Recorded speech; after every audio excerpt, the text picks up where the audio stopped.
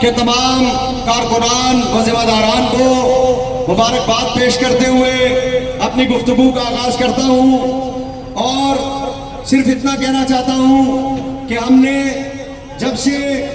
आखिरी चैनल के नाम से एक YouTube चैनल बनाया है और उस पर हम जब से वीडियोस अपलोड कर रहे हैं और इंटरव्यूज कर रहे हैं, हमें ये अंदाजा हुआ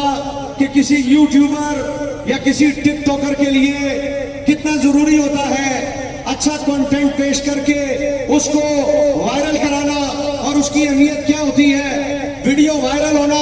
ये यूट्यूबर और टिकटॉकर के लिए बहुत ज्यादा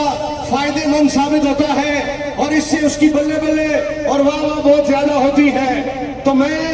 बीबी मरियम नवाज साहिबा जो बड़ी आला किस्म की टिकटॉकर है, उन्हें एक पैगाम आज देना चाहता हूं। आपने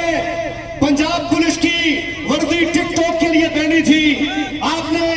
एलीट फोर्स की वर्दी टिकटॉक के लिए पहनी थी। आईजी साहब भी बहुत सारी टिकटॉक्स बनाते हैं, लेकिन मैं देख